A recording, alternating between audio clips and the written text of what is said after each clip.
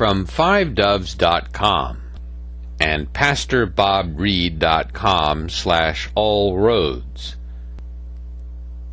All Roads Lead to Rome, Part 11. Quote, All doves. Today, England and the United States are really owned by Rome. In this post I will give the short version first, and the next time the more detailed story and facts. I've been a student of history from my time in the U.S. Army in West Germany during the late 1950s. When I transferred to a Christian college in 1965 as a pre-ministry student, I majored in history. One of my majors in seminary was church history. History is an academic orphan discipline in America's schools today. By that I am saying it isn't a requirement in most liberal arts colleges or state universities. It hasn't been since the early 1970s. Much of what you know about history isn't true.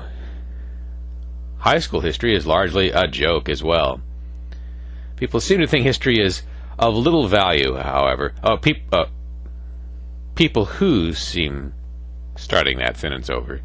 People seem to think history is of little value.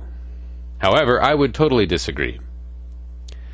What I have been sharing in this series of posts is highly relevant to us in light of the fact we have an interest in the Bible. Bible prophecy is simply history being told in advance. Thus, history is central to a biblical worldview.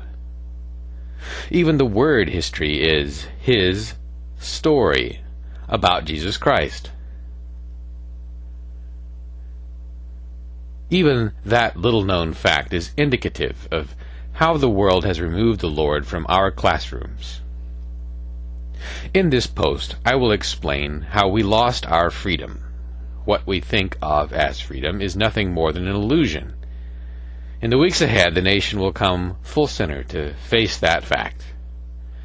President Obama signed executive orders in the past few months that will make it mandatory for all citizens to be forced to receive vaccines and microchips. It came in the form of executive orders or presidential directives. These are polite terms for dictatorial power.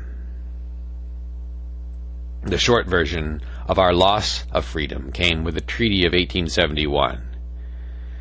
During the U.S. Civil War, the North borrowed $40 million from the Vatican, and the Confederacy borrowed $20 million from the Vatican. The sum was paid out in gold to both the North and South. The North got delivery of their gold by ship in Pennsylvania. The South got delivery of their gold by ship in New Orleans. After the Civil War was over, all $60 million of the loaned gold became a debt due for repayment to the Vatican. The Vatican would accept only gold or land in payment for this debt. President Lincoln tried to pay off this debt with U.S. paper money, U.S. Treasury notes, to pay back the loan. Adolf Hitler tried the same thing with the German Deutschmark to comply with the Treaty of Versailles following World War I.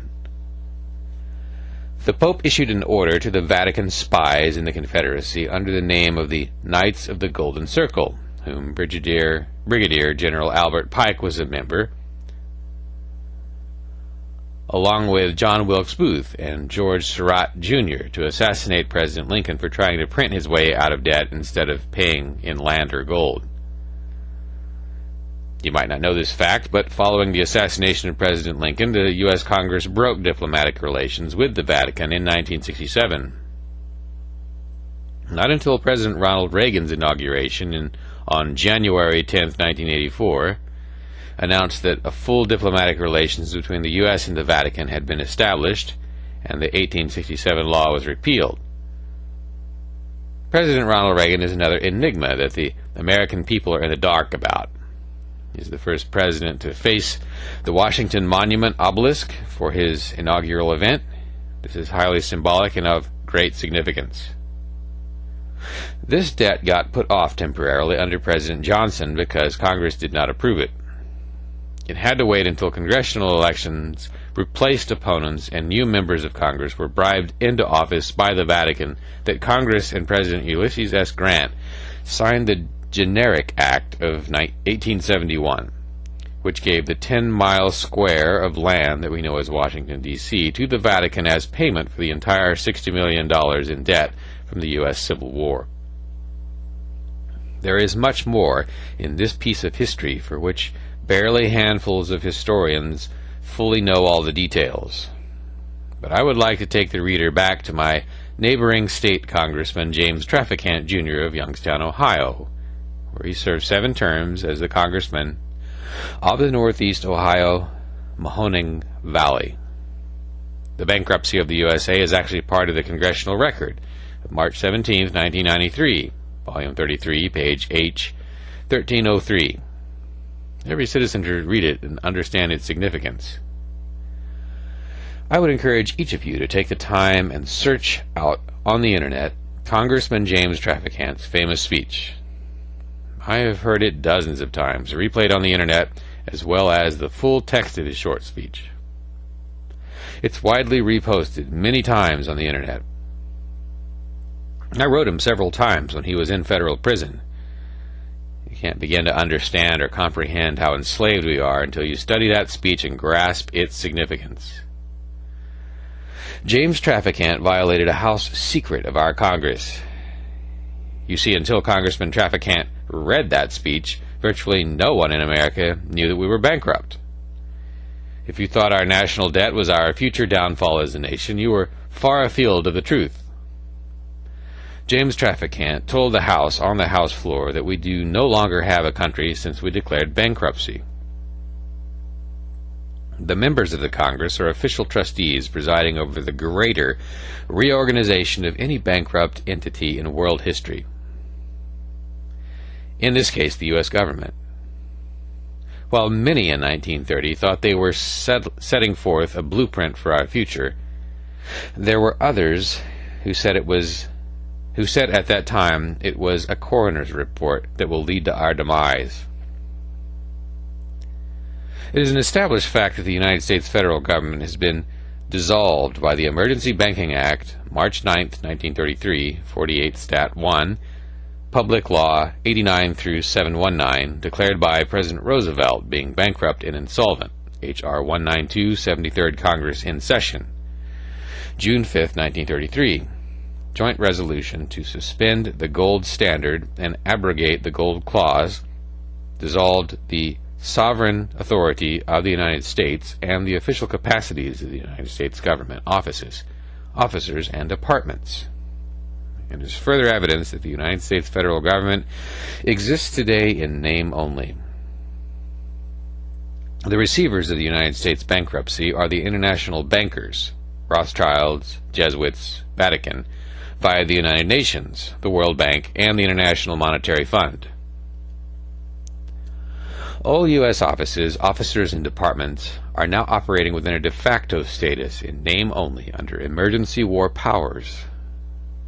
With the constitutional republic form of government now dissolved, the receivers of the bankruptcy adopted a new form of democracy, being an established socialist communist order under a new governor of America. The act was instituted and established by transferring and or placing the office of the Secretary of the Treasury to that of the Governor of the International Monetary Fund, Public Law 94 through 564, page 8, Section H.R. 13955 reads in part, "The U.S. Secretary of Treasury receives no compensation for representing the United States," unquote. By the Act of 1871, the United States of America became the United States Corporation. It is the United States Corporation that owns the U.S. military and everything else that comes under the terms federal. This includes the Federal Reserve, the Central Bank of the United States, which is in reality a private bank owned by controlling stockholders, and the controllers of the U.S. corporation that are not even American. This is the bank from which the United States Corporation borrow money that is repaid with interest by the unknowing American taxpayers. The Federal Reserve was manipulated into being in December of 1913. The Federal Reserve was manipulated into being in December of 1913, when most of the legislators had left Washington, D.C. for their Christmas vacation with families. The Federal Reserve dictates the U.S. interest rate that impacts the world as a whole, and not just American citizens. The United States Corporation is owned by families and forces in Europe, made up of Europe's black nobility of families and the vested shareholders of the Rothschild-controlled owned banks, the Vatican, the Jesuits. Mark Twain once said, "The trouble with people isn't their ignorance, it's the number of things they know that just ain't so." To control the people, it is essential to keep them ignorant. The best way to keep them ignorant is to give them a degree of knowledge as if it were the whole truth. Pile upon their minds and thoughts a mass of education, but leave out those aspects of reality that would give them a grasp of the whole truth. We live in a matrix. Of that there is no doubt. It has been said that the best slave is the one who believes he is free. As a pastor, of all that I have learned over my lifetime has convinced me that virtually all politicians are either psychopaths or sociopaths. Those that don't qualify are so few in number that they are insignificant in the larger picture of history. It might have been better over the years if we had voted out of office all incumbents, good or bad, each time Election Day rolled around. While Congressman James Traficant was no saint, he was brutally honest. The sad thing is that the public has let themselves be so dumbed down by the system that they could not spot the importance of what he had to say on that day, on March 17th of 1993. Americans as a whole are gullible by believing in the two-party system, which are merely two flavors of the same ice cream. Remember the Hegelian dialectic: thesis, antithesis, synthesis. There is another aspect of this National Bankruptcy Act that affects you, but you do not know it. Registration of birth certificates began in 1915. All birth certificates issued since 1933 have been issued as collateral by the Bureau of Census, with all states adopting the practice by 1933, against the national debt. Birth certificates have an ascribed value that is based on the idea that every individual will earn that amount, or approximately about, in their working lifetime, and thus be taxable citizens. Originally, the value of birth certificates were pegged at $600,000. Then it was increased to $750,000. Today, that amount is estimated to be between $1 and $2 million per birth certificate. Birth and marriage certificates are a form of securities called warehouse receipts. The terms included on a warehouse receipts. The items include a warehouse receipt, as described at Section 7-202 of the Uniform Commercial Code, the law which governs commercial paper and transactions, which parallel a birth or marriage certificates, are the location of the warehouse where the goods are stored, residence, the date of issue of the receipt, date issued, the consecutive number of the receipt, found on the back or front of the certificate, usually in red numbers, a description of the goods or of the packages containing them, name, sex, date of birth, etc., the signature of the warehouseman, which may be made by his authorized agent, municipal clerk, or state's registrar, signature. Birth, marriage certificates now appear to at least qualify as warehouse receipts, collateral, under the Uniform Commercial Code. Black's Law Dictionary, 7th edition, defines warehouse receipts as, quote, a warehouse receipt which is considered a document of title, may be a negotiable instrument, and is often used for financing with inventory as security, unquote. This should not shock you, because governmental assignment of a dollar value to the heads of citizens began on July 14, 1862, when President Lincoln offered 6% interest-bearing bonds to states who freed their slaves on a per-head basis. This practice of valuating human cattle continues today. Reading that again, starting that sentence again. This practice of valuing human cattle continues today with our current system of debt-based currency reliant upon a steady stream of fresh new chattels to back it each year. This fact is instrumental in you understanding President Obama's drive to legalize illegal aliens. To grant citizenship to 5, 10, 20, or even 30 million illegal aliens is to increase the credit borrowing capacity with the Federal Reserve and to prolong the inevitable. Ohio Congressman and Speaker of the House John Boehner last week called for amnesty for all illegal aliens. The Speaker of the House is a Jesuit-trained coadjutor of Xavier University in Cincinnati, Ohio. Why do you suppose a Republican Speaker of the House would call for amnesty for all illegal aliens? Could it be they are mostly Roman Catholic from Mexico and other Latin American countries? The bottom line of this point is that you and I are human collateral for the national debt. The copy of your birth certificate given to your parents is considered the short-form copy provided by your delivery physician, hospital. It does contain the number.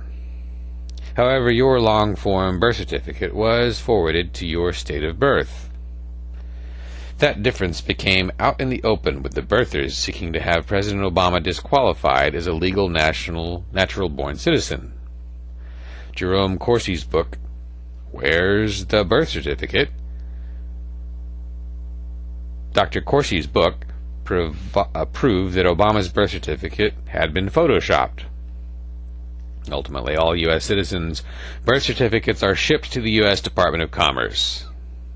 Personally, I don't find it very comforting to know that I have been pledged as collateral on the U.S. national debt. Bibliography. Rather than repeating the bibliography, I have not added anything new since Part 9 and 10. God bless, Pastor Bob. Unquote.